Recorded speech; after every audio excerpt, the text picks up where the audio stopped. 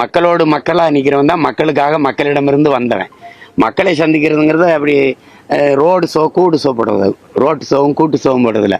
கூட்டி வச்சுக்கிட்டு பேசிட்டு போகிறது, போகும்போது கை காட்டிட்டு போகிறது அல்ல. மக்களை சந்திக்கிறதுனா மக்களின் பிரச்சனை இல்லை, மக்களுக்காக போய் மக்களோடு நிற்கிறது தான் மக்களை சந்திக்கிறது. அப்படி சந்திக்கிறீங்களா? அப்படி சந்திக்கிறீங்களா? சொல்லுங்க சொல்லுங்க, அப்படி சந்திக்கிறீங்களா? நட்சத்திர பிரபலம்னால கூட்டங்கள் வரணும், அதனால சிக்கல்கள் ஏற்படலாம்னு நினைக்கலாம்.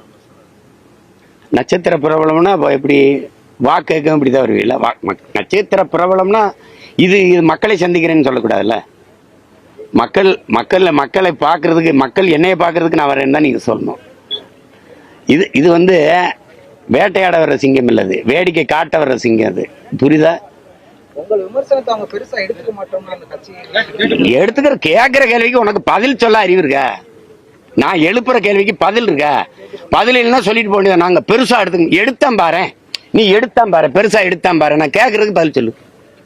பாரதிய ஜனதா உன் கொள்கை எதிரி, அப்ப காங்கிரஸ் கொள்கை நண்பனான்னு கேள்விக்கு பதில் சொல்லணுமா இல்லையா? அந்த கேள்வி உங்களுக்கு எழுதா இல்லையா? உங்களுக்கு எழுதா இல்லையா?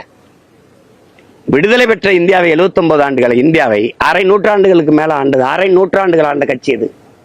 கட்சி எது சொல்லுங்க? காங்கிரஸ். பாரதிய ஜனதாவின் கொள்கை எனக்கு எதிரின்னா காங்கிரசின் கொள்கை உங்களுக்கு உடன்பாடா?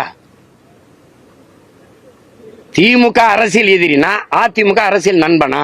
இந்த கேள்வி எழுமா எழுதா? இது கேட்டா பதில் தானே சொல்லணும். அதை கண்டுக்கிறது இல்லை பெருசான. 26 மேல தேர்தலில் வாக்கு என்னப்படும்ல, அப்ப பெருசா என்ட்ரி இல்லைன்னு